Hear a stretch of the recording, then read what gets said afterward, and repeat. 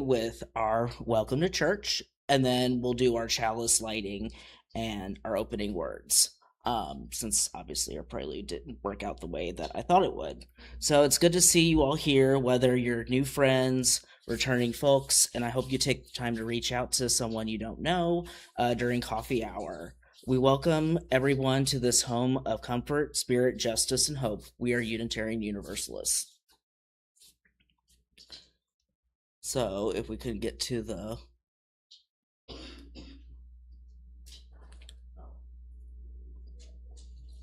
we'll come back to that. Go to the welcome, and then we'll go to opening word. Okay, so since everybody's still coming in here, we're gonna say hi to somebody, and then we will go into our chalice lighting and opening words.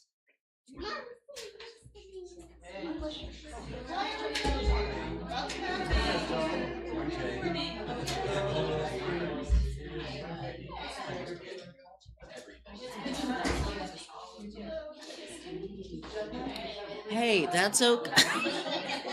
No, I know. Yes, absolutely.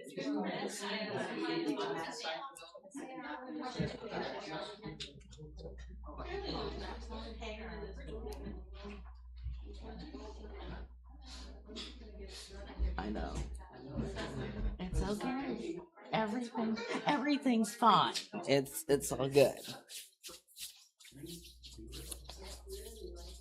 Okay, now we'll head into our chalice lighting, just so we'll all get into the mood.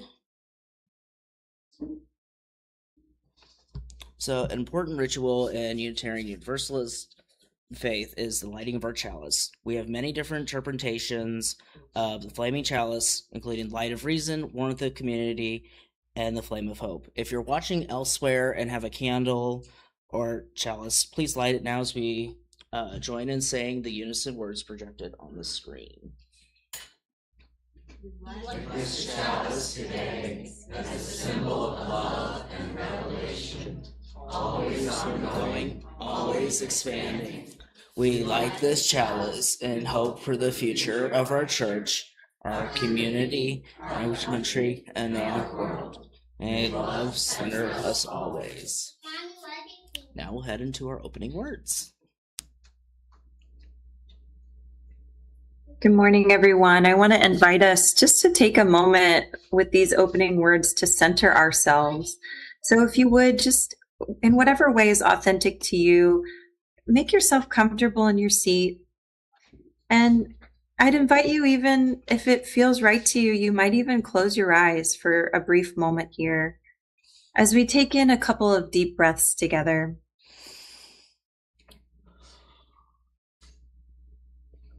Allowing the element of air to really cleanse our minds and our hearts as we center ourselves for the message today. And actually taking a moment just to connect down into the earth beneath us. As we breathe, actually drawing some of the earth's energy up and into our individual bodies.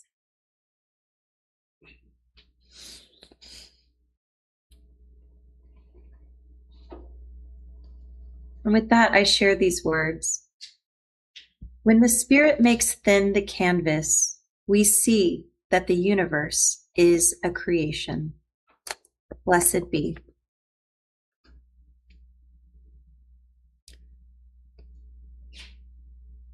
Alrighty, so now we're going to head into our first hymn in the gray hymnal, number 38, Morning Has Broken, also projected on the screen.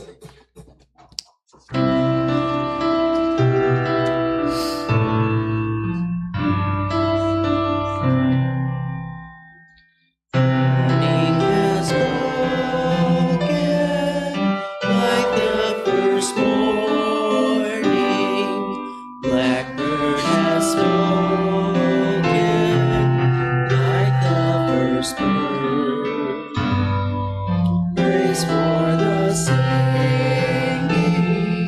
praise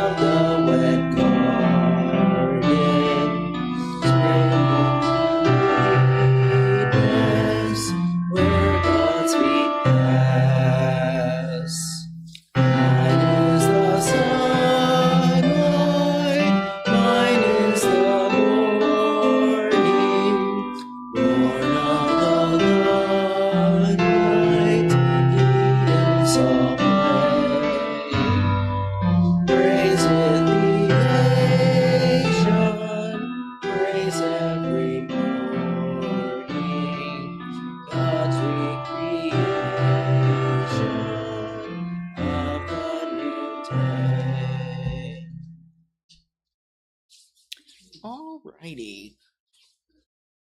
In the tradition here at Metro East UU congregation, we place each service within the larger values that we as Unitarian Universalists hold dear. This week we lift up interdependence and pluralism.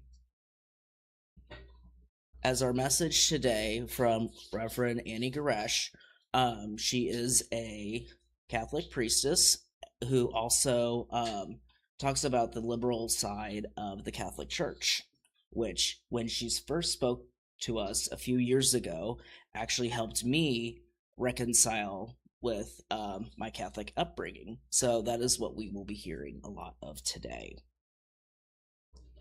And as part of our weekly service, we lift up joys and sorrows, the expression of concerns. Home for us means a place that we can share the things that weigh down our souls or that fill us up with joy, and where those we love surround us in good times and in turmoil. If you'd like to recognize a joy, a sorrow, or milestone, you can come forward and place a stone or several in the water bowl to represent your joys and sorrows. There are stones here at the front, and I invite you to come down forward on the aisle on my left, across the front, place a stone or several, and into the water, a symbol of what you carry in your heart. Then return down the aisle on my right, back along the back edge of the sanctuary. If you're not able to navigate this for any reason, just raise a hand. Someone will be happy to place a stone for you, because we carry each other's burdens within our hearts. Let us be in a prayer of spirit, prayer, and meditation.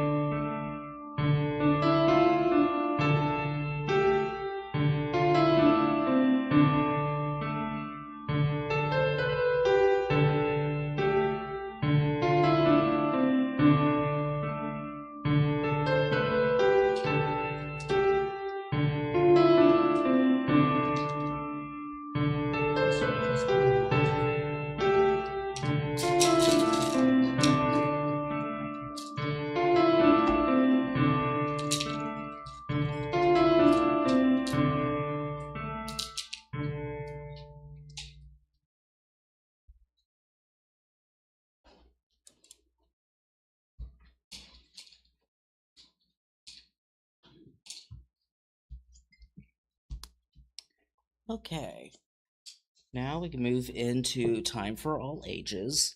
We invite everyone to listen to Reverend Annie Goresh.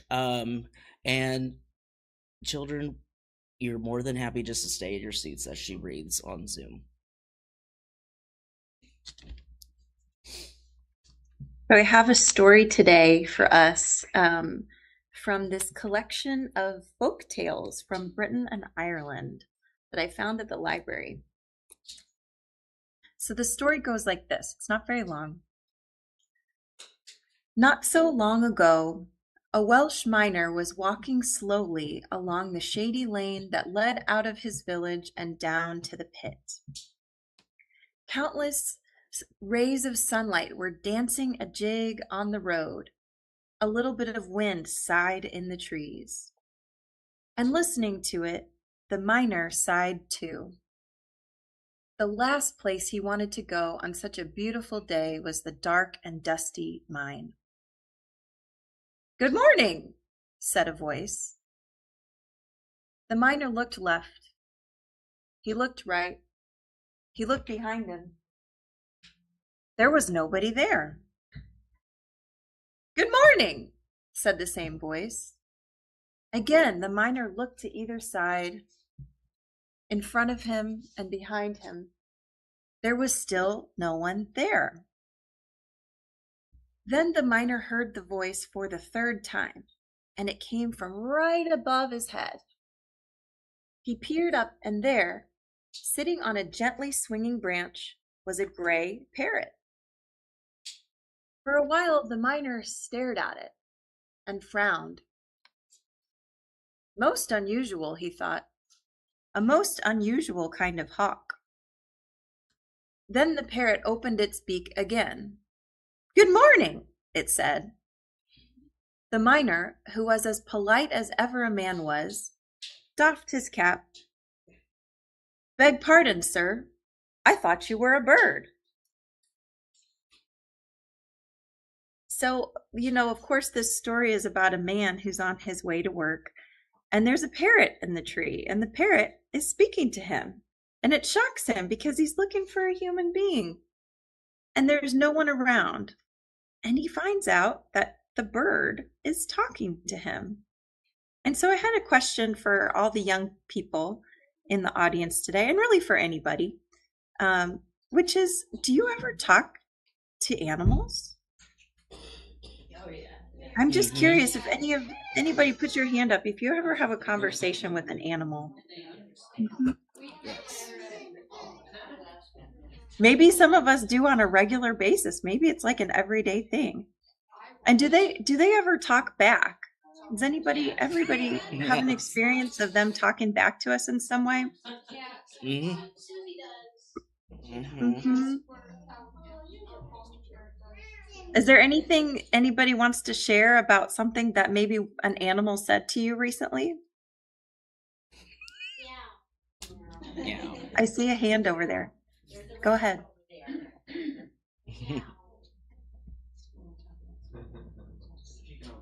Oh, I can't hear very well. You're going to have to say it loud. Oh, and this one? This.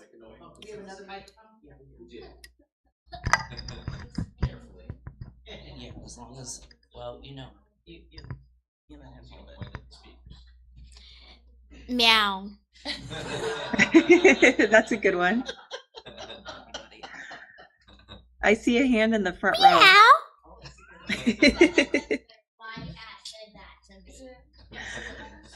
Yeah. Anything else? I thought I saw a hand back there. I see one sort of towards the back on the left-hand side. My dog just says bark. Yes. I communicate with a mourning dove outside by doing this.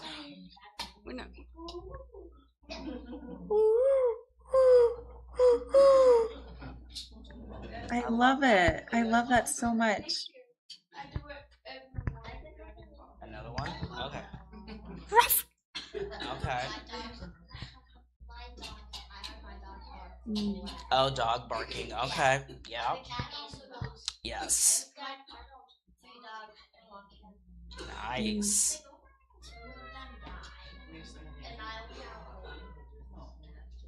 Alrighty. Did we get everybody? I think I see one more hand over there. Maybe we have time for maybe one more. Right here.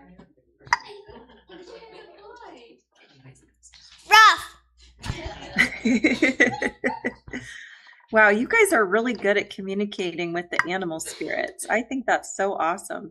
And I think that's kind of the moral of the story for our time for all ages today, which is that, sometimes our animal friends and our nature friends, like the trees, they talk to us, right? And they don't speak to us in a human language. And yet somehow we have this ability to hear and even to understand what they have to say. And it's almost like there's an ear inside of our hearts that can actually hear and communicate with our friends that are more than human. So the invitation for this week with that is to keep doing what you're doing, keep talking to your animal friends, and maybe open up to a new one. Maybe there's a new animal friend that might have a message for you somewhere in the world around you. Alrighty. Now we're going to sing our children out for RE. As you journey, may you know, love and hope go with you, love and hope go with you, learn and grow. Alrighty. So now we're going to be singing one of our hymns in the Teal Hymnal, number 1067, Mother Earth, Beloved Garden.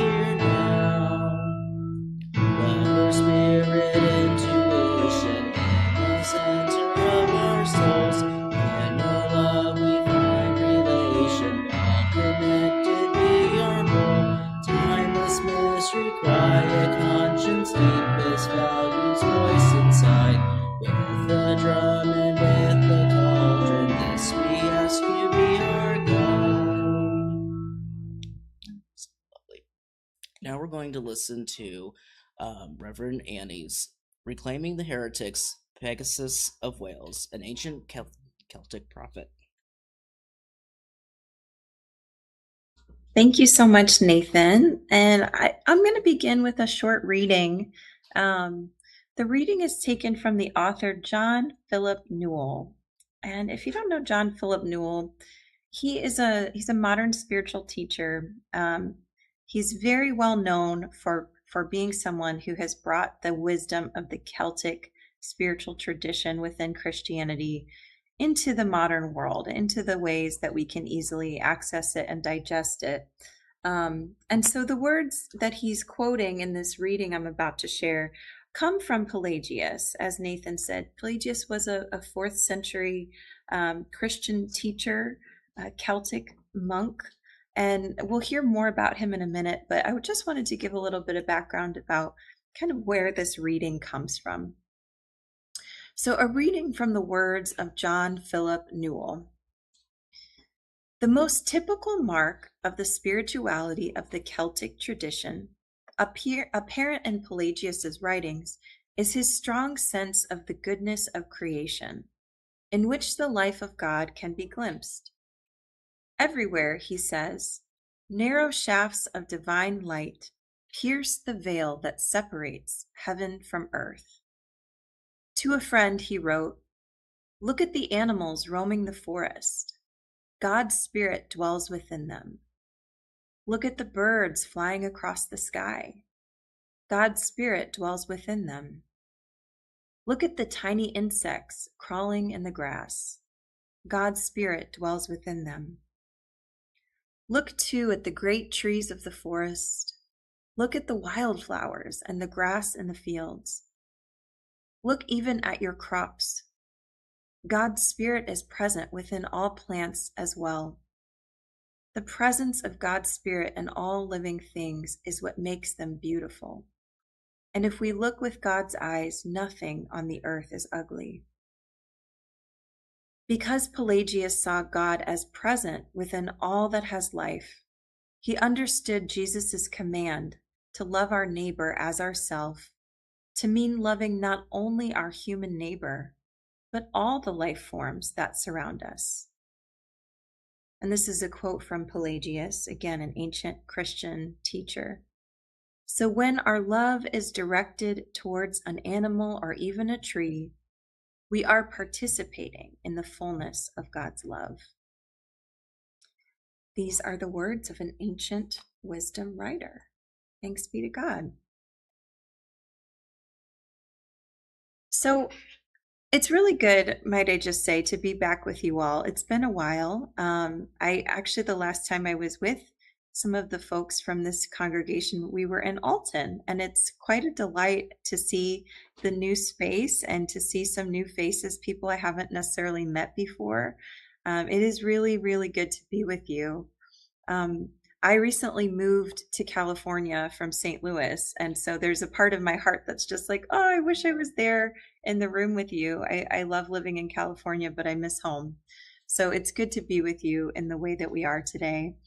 And, when I was making the decision to move here, I had come out here last October, and one of the things I had the opportunity to do was to go visit the redwood trees for the first time. And I don't know if anybody's ever, maybe you could nod if so, if you've seen the redwood trees up close. It is a life-changing experience. It was for me. And at the time I was reading this book, it's called In the Absence of the Ordinary.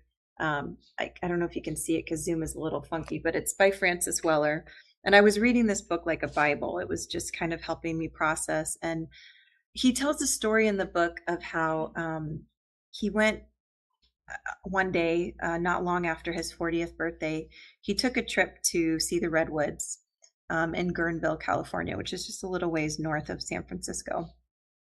And it was a very rainy day, and he was walking through the forest. It was like almost totally silent because of the rain. There weren't a lot of visitors, and even like the birds had quieted down because of the rain. So he's walking in this very contemplative silence through the woods, and he sees a tree.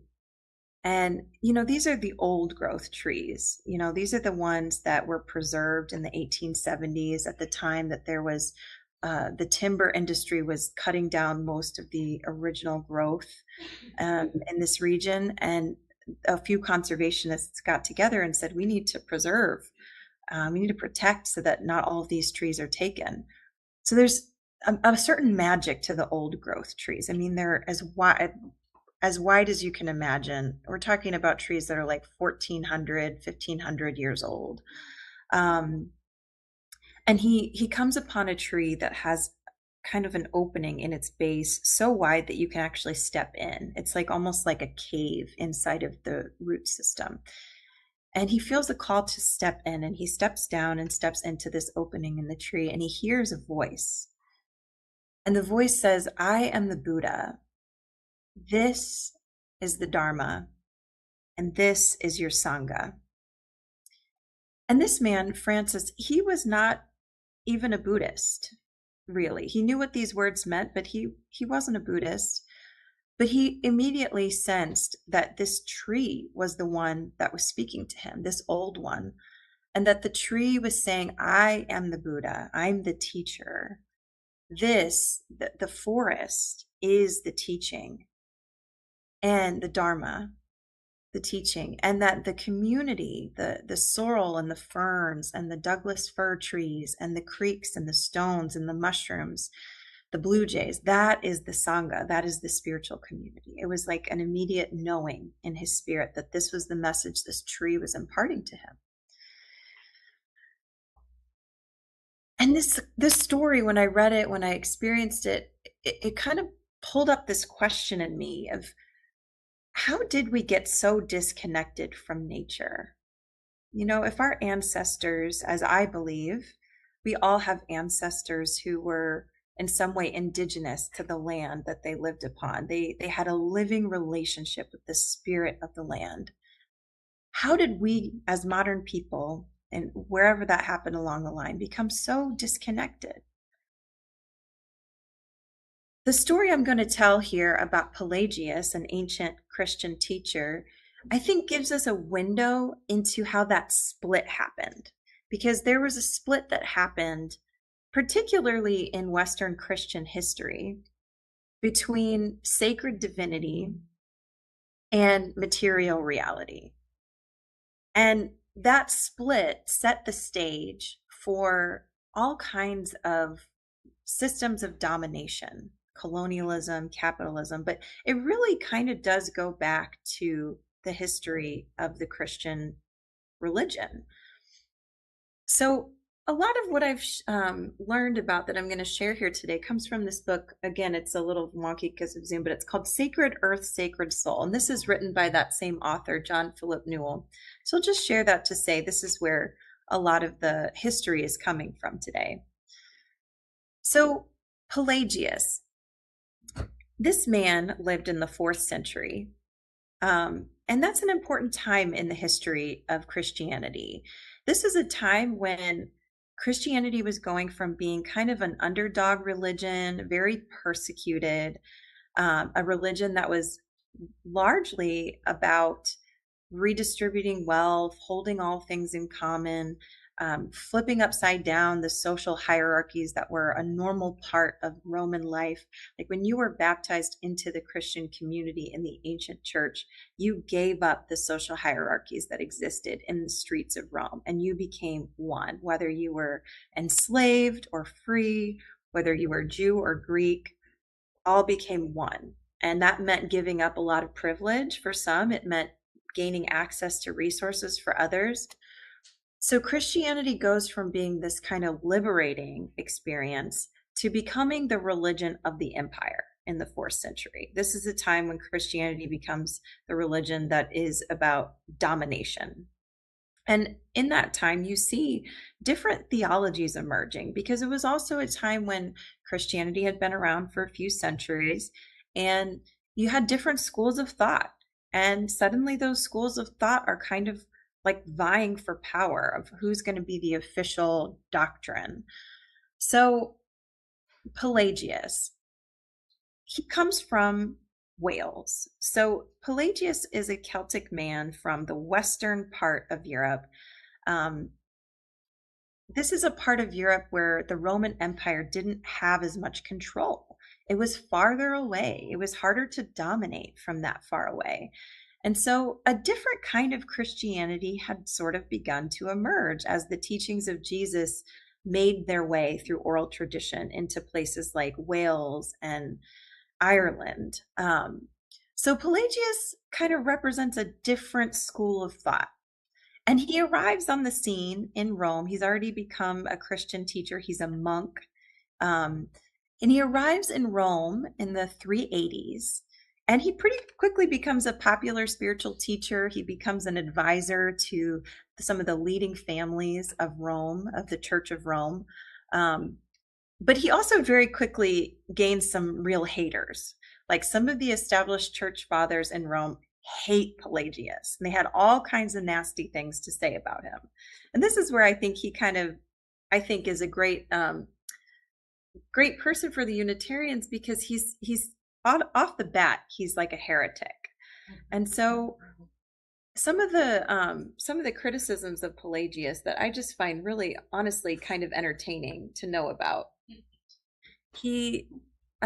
Jerome, who was one of the established church fathers in Rome, for one thing, says that Pelagius was stupid from eating too much Scottish porridge. So there's clearly some cultural differences going on here. They really hated how much time he spent with women, because he was spending time with women, teaching them to read the scriptures and interpret the scriptures. Because in the Celtic Christianity, there was not this patriarchal separation of the genders. There was an embracing of the masculine and the feminine in balance. The male and female monks actually lived together in community in the Celtic monasteries. And so they're like, this guy's spending too much time with women.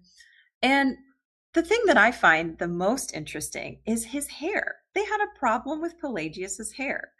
Now, as a queer person, I know that hair is more than hair, right? Hair is political, it is symbolic, it means a lot. And so Pelagius wore his hair in the Celtic style, which, let me say what it wasn't, which is that in Rome, the priesthood wore their hair in that kind of like symbolic like circle of hair, and then you had like the bald patch in the middle you shave. And so that was meant to symbolize the crown of thorns. That was the hairstyle that the priesthood in Rome had developed. Pelagius arrives on the scene with the Celtic hairstyle, which is described as being kind of shaved on the sides, shaved in the back, and long on the top. So I'm sitting here hearing this and I'm like, did Pelagius have a mullet? Like something of the nature. But either way, his hair did not look like the priests of Rome. And not only, it was not just some unique style, it was actually the hairstyle that was symbolic of the Druidic priesthood in Wales, in Ireland. The Druids wore their hair the way that Pelagius wore his hair. And so Pelagius's hair tells us the story of the fact that when pagan peoples in places like Ireland and Wales, when they received the teachings of Jesus, they didn't give up their earth-based life ways. They saw a marriage of the two. They saw that those things could go together. And so they held on to their pagan traditions and they blended them with the teachings of Jesus. So Pelagius is wearing all that in his hairstyle and his, social relationships. He shows up in Rome and the church leaders don't like him. The patriarchal church leaders have a big problem with him. And he's very popular. His teachings are spreading. So Pelagius kind of becomes public enemy number one. This is the same time you have Augustine kind of developing his theology of original sin. And Pelagius is out here teaching people that looking into the face of a newborn baby is looking into the face of God. So those are conflicting ideas. And Augustine has a really big problem with this. And Augustine goes on like a diss tour of Pelagius. He tries to get him condemned for heresy. He has to go about it like 2 or 3 different times to successfully get him condemned as a heretic. Tries to get him excommunicated. That takes a little while, but he eventually does. And Augustine actually goes to the Roman emperor and gets Pelagius banned from the Roman Empire for disturbing the peace. So poor Pelagius, he flees to Ireland and Wales. And, side note, Rome was never able to dominate Ireland. So it was totally free from control of the Roman Empire. So he goes to where he's safe. He continues to teach. With this clever Celtic wisdom, he actually continues to write, and he ascribes his writings to Augustine. So in order to get his writings to be published and circulated throughout the empire, he actually gives them the name of his biggest hater, which I think is pretty hilarious. And so, within the Roman Empire continues to persecute him, even though he's not even there anymore. Like, they pass multiple edicts and bans saying that any followers of Pelagius cannot be within 100 miles of Rome, and then they can't be anywhere in Italy. And 100 years later, there was another edict banning the teachings of Pelagius. And 200 years after all this went down, there's a pope who was writing, and he complains in his writings that the pernicious teachings of Pelagius were still rampant in Ireland. So I think sometimes we can learn from the criticism that this man's teachings were very popular and very persistent, and the bans on him and his followers didn't work. This wisdom that there is sacredness in the earth and that there is sacredness in every single human being, it was hard to stamp out. And it was a major threat to the church power and also to imperial power at the time. So what does this mean for us today? This is kind of an obscure Celtic saint. What does this have to do with us living in 2026? I think there's some really big gems for us. And I think the first thing I notice is kind of redefining what it even means to be a Christian.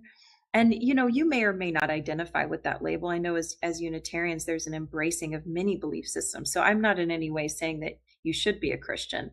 But I think we live in a Christian-dominated culture. We live in a culture in which Christianity has kind of a moral authority. And there's a very specific idea of what it means to be a Christian. Often that idea in mainstream dominant Christianity says that being a Christian means that you accept Jesus as your Lord and Savior, who has saved you from the utter badness of just being a human, like that we were born into sin and that we need some outside Savior to save us. And this type of thinking is part of what's driving systems that are just going farther and farther into imperialism in our culture, because there's a link here. When you believe that human beings are born bad, it is easier to enslave, oppress, and dominate them when you've taught people that they are born into sin.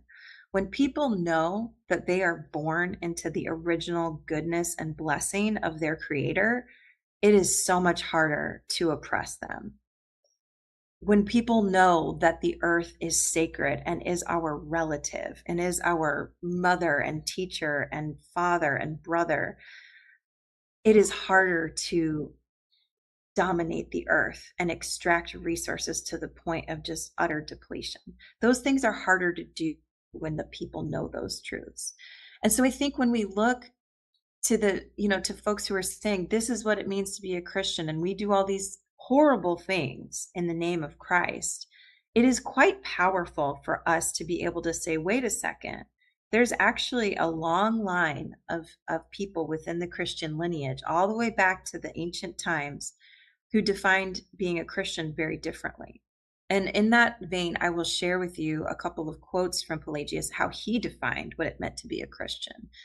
He said, "A Christ one is one who shows compassion to all, who feels another's pain as if it were his own or her own or their own, and who is moved to tears by the tears of others." Like that's his definition of what it means to be a Christian, is someone who has so much compassion that they are moved to tears by the tears of others.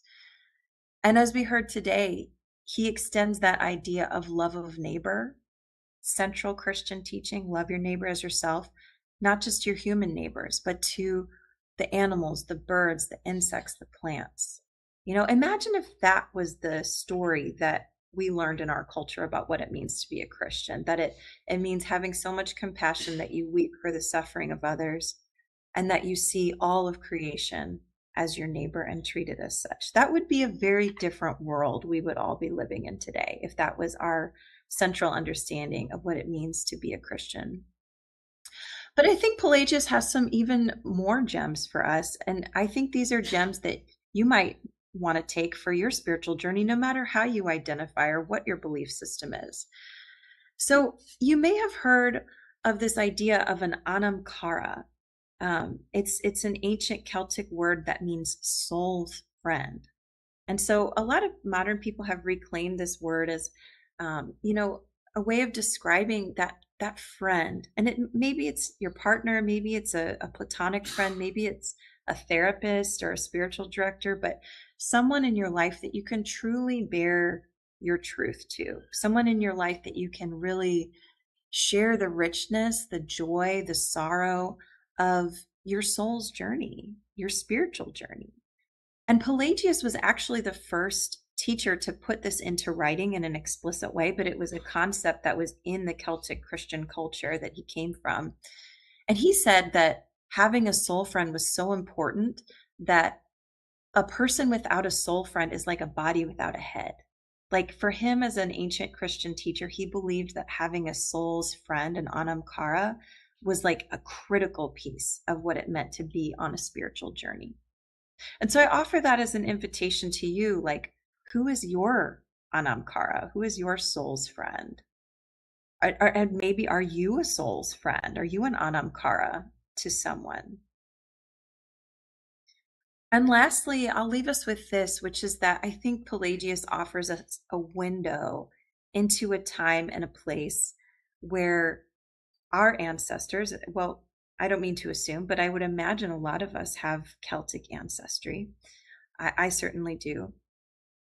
But that they had a relationship with the divinity of the earth, with nature. They had that ability, like Francis Weller at the beginning of my talk today, to talk to the trees and hear what they had to say and receive that as wisdom for their lives. And that's, I think, a powerful thing. That's a spiritual gift that people like us can maybe are already reclaiming. Maybe we've already learned to develop that in ourselves. And maybe we could go even further with it. Our ability to really connect and to receive wisdom directly from the earth as a spiritual power. And there's a quote from Wendell Berry, who was a poet and a priest, and actually, I don't know if he was a priest, but he was a farmer and a poet, and he's kind of popular with certain Catholics. And he said, it all turns on affection. And I take that to mean that, our relationship with the earth, our relationship with these crises we live in, the ecological crisis, it turns on affection. It turns on whether we can fall in love with the earth, because we will protect what we love. And so I think these words and these stories today offer us an invitation to fall in love with earth again, to stay in love with earth, and to let that be a source of spiritual power that can sustain us and lead us into the unknown of this future that we face together. Amen. And blessed be.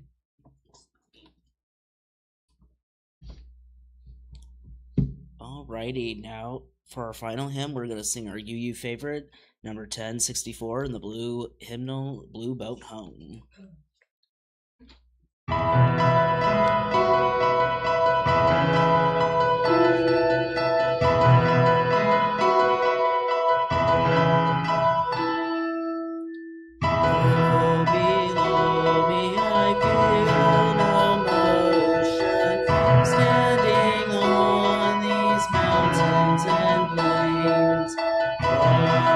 Away from the rolling ocean, still my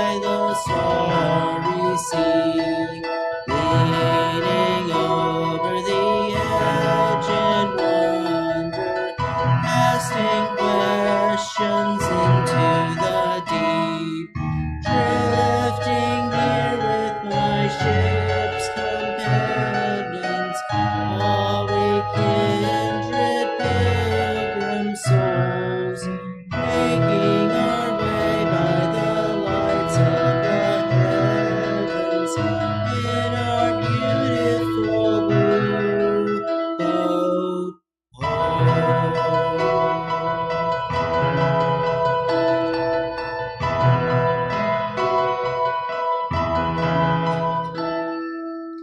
I give thanks to the waves upholding me, hail the great winds urging me on.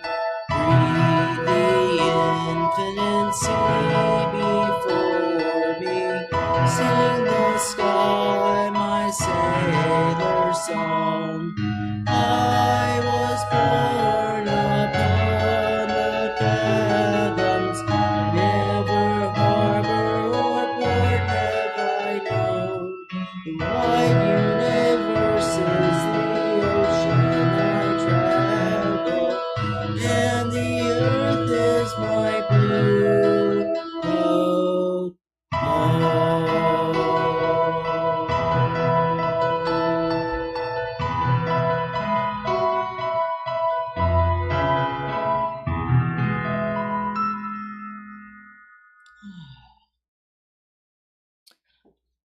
That's just lovely. That's my favorite. My favorite song. Puts me in a great mood. As Robin passes around the offering basket, I offer the gentle reminder this community of faith is only supported by your giving. But of course, stewardship is more than financial donations. It's also about donating time, talent to help our church. If you can't write a check, please help our church survive and thrive by offering your time to help make coffee, bring snacks, serve as an usher, serve on other committees, such as helping with worship as occasion. Please donate as you can with your time, talent, and treasure. All are needed for our church to prosper. Also, if you give cash, please let us know if you're filling out an envelope so we know who is eligible to vote by giving time, talent, and treasure. However, if this is your first time here, you are not obligated to give, as this service is our gift to you. If you're willing to donate your time and talent, please contact a board member. Look at As that I'm face. How can you say no to that face? as I'm president-elect, give what you will, for you are able, for you are generous people. Please join me in our offering prayer. May this offering equip us to inspire love and seek justice. So for our announcements, next we do have to break down all today. I know. And next week is set up and break down all, but I know it is what it is. So next week we have Eden Johnson. The 7th we have longtime member John Hernan back in the pulpit, and then we have Annie Gresh coming back. And I need a worship associate to work with Annie if somebody could volunteer, because I will not be here that day. Otherwise, I would have done it. Neither will I be. I will be on vacation. And then on Father's Day we have Eden Johnson, and then at the end of the month on the 20th we have Reverend Dr. Claudia Hall. And I'm going to pass the microphone off to Robin as she has an important announcement to make with you all. Annie, if you can hear me, thank you for a great message. And I'm so glad to have you back. And it's wonderful hearing your wonderful thoughts on Christianity and how it is so been changed fundamentally from those early days. And I really appreciate that so much. So thank you very much. I want to talk to you all about one thing that we used to do when we were in Alton, since you had talked about Alton earlier. And this was before the pandemic. We used to have church members come up during the pledge campaign and talk about why this church means something to them. And we haven't done that in a while. And I know that we started very early this year. Yay, Jamie, getting the pledge campaign out. Woot, woot. And I'm concerned because I don't know our budget right now because I'm not involved in the board anymore. And I'm working very hard to make sure I keep that distance from it. But I'm here talking to you as a former board member, but also a congregant that has been here for 16 years, and I love this place dearly. We can't survive on a pledge campaign that's under $50,000. We can't really survive under $60,000, to be clear. And I know it's hard because I know right now the economy sucks and prices are outrageous. But I wanted to put it out there, how much this place means to me. And I know I can give more, and I have. And I know that there's some people that can't give as much, and I understand that. This is not a judgment on what you can give, but I wanted to share my concerns that if we don't hit at least 60, we're in deep trouble. And what that deep trouble means is we may not be able to afford to have Eden and have a place that we are going to be able to be after December. Right now, we're pretty good off because the costs here are pretty low relative to other places. But this is not our forever home. This has never meant to be our forever home. Our forever home is going to be somewhere, and I don't know where that's going to be yet. But hopefully we will find one. We've got some great options. You want to come up and share really quickly? No? I know you don't, but yeah. Why don't you come in? Obviously, New Song is an option. And, disappearing is the other option. And when we don't want that, and our next option is actually pretty cool. I heard about it yesterday. We've got two options. One in Wood River, which unfortunately that building has a verbal contract on it. This is the one we've talked about before, and we've looked at it. And they don't have a signed contract. They do have a verbal contract. So we're kind of doing if other sellers don't do anything, we're still interested, but it's going to be a long, slow process. And then last week, Kevin talked to me about a building down in Collinsville, which it used to be a doctor's offices. It's about 12,000 square feet. This whole building is 3,000 square feet. Also in our price range, we're going to look at it this week and be able to decide yes or no, and then property search committee can pass that on to the board, not you. Not me. And then we have options. We're looking at a new building about every 3 months. So if you look at it's June, we might maybe, if this doesn't work out, look at 2 more buildings. That's not a great ratio, but we are still holding out with hope with New Song. We're talking to New Song. We're talking to New Song later this week. Yep. And if we can church share with them, their building has a lot of great things. It's downtown Edwardsville. There's going to be a park right out there in the end of this in fall. So it's scant, but we have hope.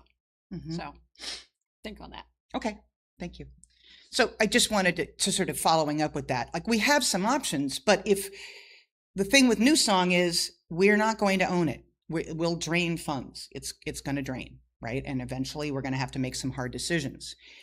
If we can buy this building, we have the potential to own something and to grow, that we control the space. We can do more activities. We can do things with owning our own space. We don't have to break up and set up and all that kind of stuff, which we knew when we came here was going to be a royal pain in the butt. But that's not what we understood, right? That's the trade-off for now. It's what we could do for the cost. I guess I just want to leave you with, think hard about what you can and can't do. If you can, talk to people that haven't come for a while, that you want to get them back. We need to hit that budget number. And I don't want to see this place disappear. This place means way too much to me, spiritually, socially, emotionally. I love all of you, and I love this place, and I love what it does for me. It gives me a home where I feel welcomed 100% with no questions asked. And that's really hard in this day and age as a queer person, to be in that space and know that you're loved unconditionally. And I know that I am here. So I just wanted to share my thoughts, share my concerns, in hopes that you all can think about that. And if we can dig deep If we can do that, whatever we can do, even $5 makes a difference. Whatever you can do is greatly appreciated. I love you all. Let's make it happen. Okay, with that being said, we're going to extinguish our chalice. You join with me. The light of truth and beauty cannot be put out. We are keepers of this flame until we meet again. And then I will pass it back to Annie for our closing words. I offer you this blessing.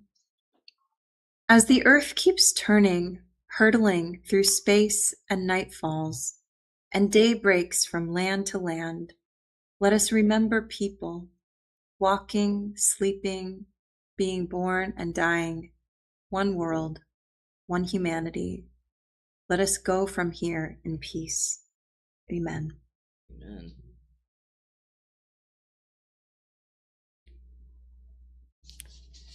Our postlude is actually in our teal hymnal, number 1072, Evening Breeze, if you want to hum along.